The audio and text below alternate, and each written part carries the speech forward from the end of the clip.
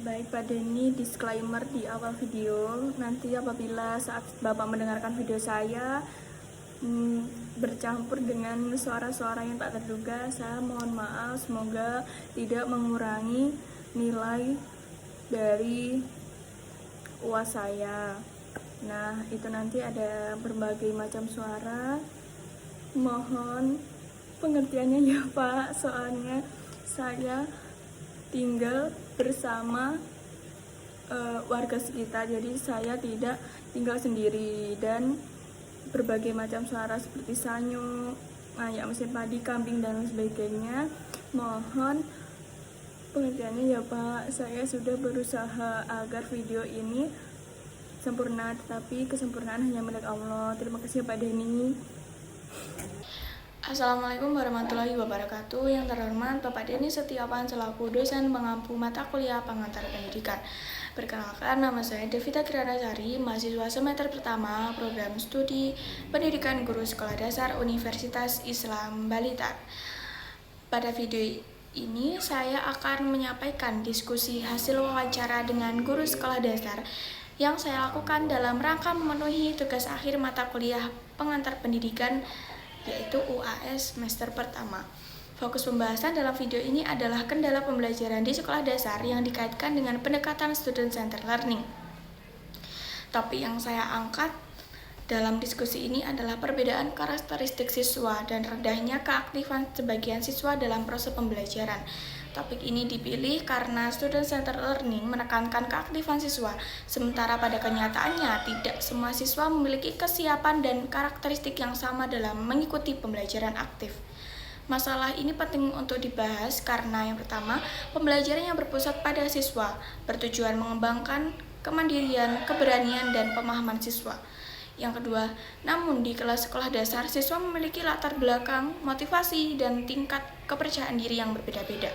Jika perbedaan ini tidak dikelola dengan baik, pembelajaran kembali berpusat pada guru dan tujuan pembelajaran tidak tercapai secara optimal. Oleh karena itu, guru perlu memahami kendala ini agar student-centered learning dapat diterapkan secara efektif. Wawancara ini dilakukan dengan seorang guru sekolah dasar, yaitu Bapak Agus. Beliau mengajar di SDN Sutojayan 3. Berdasarkan hasil wawancara, guru menyampaikan bahwa karakteristik siswa di kelasnya itu sangat beragam. Sebagian siswa cukup aktif, namun ada juga siswa yang cenderung pasif, kurang percaya diri, dan takut salah ketika diminta untuk menjawab pertanyaan. Pak Agus menjelaskan bahwa kendala utama dalam pembelajaran aktif adalah ketidaksiapan sebagian siswa untuk terlibat secara langsung. Selain itu, jika pembelajaran kurang bervariasi, siswa akan mudah bosan dan kurang fokus. Siswa yang kurang aktif bukan berarti tidak mampu, tetapi bisa disebabkan oleh rasa takut salah, kurang percaya diri, atau belum bisa terbiasa dengan pembelajaran aktif. Hal ini menunjukkan bahwa keaktifan perlu dibangun secara bertahap, bukan secara langsung. Dalam pendekatan student center learning, guru tidak lagi menjadi pusat informasi, melainkan berperan sebagai fasilitator. Nah, berdasarkan hasil wawancara yang saya dapatkan, Bapak Agus ini sudah menerapkan guru sebagai fasilitator dan siswa tidak lagi menjadikan guru itu hanya sebagai pusat informasi saja. Assalamualaikum warahmatullahi wabarakatuh. Waalaikumsalam warahmatullahi wabarakatuh. Terima kasih Pak Agus atas kesediaannya untuk diwawancarai. Sebelumnya perkenalkan, saya Devita Kiranasari, mahasiswa semester 1, Prodi Pendidikan Guru Sekolah Dasar, Fakultas Keguruan dan Ilmu Pendidikan. Saat ini saya sedang mengerjakan tugas akhir mata kuliah semester pertama, mata kuliahnya pengantar pendidikan. Jadi tujuan wawancara ini adalah untuk mengetahui kendala atau masalah pembelajaran yang terjadi di kelas, khususnya dalam kaitannya dengan pendekatan student center learning. Apakah Bapak Agus bersedia saya wawancarai selama beberapa menit ke depan? Ya, silakan. Oke, menceritakan sedikit tentang sekolah yang Bapak ajar dan karakteristik siswa yang di kelas yang Bapak ampu. Ya, saya kan mengampu kelas 5 ya Mbak ya. Di kelas saya itu siswanya tentu beragam. Pastinya ingin siswanya aktif ya Mbak ya. Siswanya aktif, terus ketika kita bertanya langsung direspon. Tapi terkadang anak-anak tidak pede. Nah, takut salah lah, atau ada yang kurang atensi, masih tadi kurang aktif atau cenderung pasif. Nah, kurang atensi, nah itu. Dan juga bisa juga untuk di beberapa mata pelajaran yang lain tuh mungkin kurangnya variasi dalam pembelajaran, jadi cenderung pasif anak-anak. Baik, berikutnya Atau kita harus tadi menunjukkan pembelajaran yang bervariasi biar siswa itu tidak bosan, bagaimana kita itu bisa, Mbak ya. Intinya anak-anak itu tidak terkesan terus model-model itu, metode terus dijak ceramah terus. Nah, nanti kan pasti bosan, ngantuk, biasanya nggak masuk, nah kan gitu. Nah, itu berarti setiap hari berbeda, Mbak. Kayak misalnya metodenya, katakan kapan waktunya ceramah, kapan, terus bisa juga kita menggunakan beberapa media, terus kita juga bisa memanfaatkan media yang digital. Nah, kayak kemarin juga sudah dapat PID atau Smart TV yang besar itu. Nah, itu iya, anak-anak juga kita libatkan, bukannya gurunya saja yang intinya yang mengakses itu, tapi juga anak-anak juga bisa mengakses. Terus juga sumber belajar itu juga kita motivasi agar anak-anak tidak memanfaatkan buku saja. Oh, buku kok bosan, nah bisa cari yang lain, kasih kegiatan. Berikutnya, menurut Bapak, apa penyebab utama dari kendala tersebut, serta apakah ada faktor siswa, sarana prasarana, ataupun metode yang berpengaruh? Ya, pastinya semua yang Mbak sebutkan tadi berpengaruh semua terhadap keaktifan siswa, terhadap adanya kendala tadi. Nah, biasanya kalau siswa sendiri itu misalnya kalau biasanya kan setiap anak punya motivasi yang berbeda-beda, baik dalam dirinya sendiri maupun dari orang tua. Mungkin ada juga yang keterpakan ini, nah itu juga bisa. Terus ada lagi kalau dari pihak sekolah, alhamdulillah semua sudah mendukung. Untuk fasilitas juga sudah lengkap. Nah, selanjutnya kembali lagi, Mbak, tadi metode pembelajaran juga mempengaruhi juga terhadap keaktifan siswa, terhadap adanya kendala tadi juga mempengaruhi. Dia tadi among, jadi kayak menabur yang namanya kita kayak bajak sawah dulu, terus menabur benihnya, terus kita memanen, semuanya kan tergantung dari gurunya tadi. Tapi bukan Bapak Agus menyampaikan bahwa tantangan terbesar dalam menerapkan student-centered learning adalah menyajikan pembelajaran yang bervariasi dan menarik. Guru harus terus berinovasi dalam metode pembelajaran, penggunaan media, serta pemanfaatan sumber belajar. Jika metode pembelajaran monoton, siswa akan cenderung pasif dan tujuan pembelajaran sulit tercapai.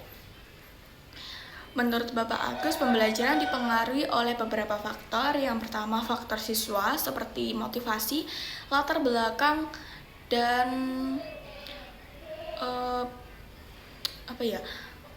latar belakang siswa itu yang berbeda-beda. Yang kedua, faktor metode pembelajaran yang sangat memengaruhi keaktifan siswa. Faktor sarana dan prasarana di sekolah tersebut sudah cukup memadai. Namun, Bapak Agus menegaskan bahwa metode pembelajaran yang kurang inovatif dapat memperbesar kendala yang ada. Berdasarkan wawancara, terdapat beberapa kegiatan pembelajaran di sekolah dasar yang termasuk student-centered learning, antara lain diskusi kelompok kecil untuk melatih keberanian siswa dalam berpendapat. Yang kedua, pembelajaran di luar kelas seperti mengamati lingkungan sekitar sekolah. Yang ketiga, pembelajaran kontekstual, misalnya pada mata pembelajaran IPA tentang ekosistem, siswa diajak mengamati langsung komponen biotik dan abiotik di sawah. Yang keempat, pembelajaran berbasis proyek seperti pembuatan vlog dan tugas eksplorasi. Yang kelima, penggunaan media sosial seperti kuis dan media sosial yang interaktif. Kegiatan-kegiatan tersebut menunjukkan bahwa siswa terlibat aktif dalam proses belajar. Sementara itu, guru hanya berperan Berikut sebagai sedikit fasilitator. cuplikan terkait pembelajaran interaktif di kelas. Menjelaskan bahwa penerapan Melalui student-centered smartboard learning memberikan digital, dampak pembelajaran positif di antara akan yang pertama, siswa lebih lebih aktif inovatif dan berani kreatif sehingga siswa tidak bertanya. bosan Yang kedua, saat pemahaman pembelajaran. materi meningkat, siswa lebih termotivasi dan tujuan pembelajaran lebih mudah tercapai. Sebaliknya, jika siswa yang pasif cenderung kesulitan memahami materi dan kurang terfasilitasi dalam proses belajar. Berdasarkan hasil wawancara juga dan teori student-centered learning, solusi yang dapat diterapkan untuk mengatasi kendala pembelajaran antara lain yang pertama, menerapkan diferensiasi pembelajaran sesuai karakteristik siswa. Yang kedua, menggunakan metode dan media pembelajaran yang bervariasi. Yang ketiga, melakukan pembelajaran di luar kelas. Yang keempat, menerapkan diskusi kelompok dan kerjasama antar siswa. Serta yang terakhir, menciptakan lingkungan belajar yang aman dan nyaman agar siswa tidak takut salah. Solusi ini bersifat realistis dan dapat diterapkan di sekolah dasar. Sebagai penutup, dapat disimpulkan bahwa perbedaan karakteristik siswa merupakan tantangan nyata dalam pembelajaran di sekolah dasar. Namun, melalui penerapan student-centered learning yang inovatif dan variatif, kendala tersebut dapat diminimalisirkan. Wawancara ini memberikan pemahaman bahwa teori pendidikan harus disesuaikan dengan kondisi nyata di lapangan. Sebagai calon guru, saya menyadari bahwa peran guru tidak hanya mengajar, tetapi juga memfasilitasi dan membimbing siswa dalam proses pembelajaran. Sebagai mahasiswa pendidikan guru sekolah dasar, wawancara ini memberikan pemahaman bahwa teori pembelajaran yang dipelajari di perkuliahan itu harus disesuaikan dengan kondisi nyata di kelas. Tidak semua siswa dapat langsung aktif sehingga guru perlu bersikap sabar dan fleksibel dalam menerapkan pendekatan student-centered learning. Implikasi dari hasil wawancara ini adalah perlunya guru merancang pembelajaran yang memperhatikan perbedaan karakteristik siswa. Dengan pendekatan student-centered learning, siswa dapat berkembang sesuai potensi masing-masing dan tujuan pembelajaran dapat dicapai secara optimal.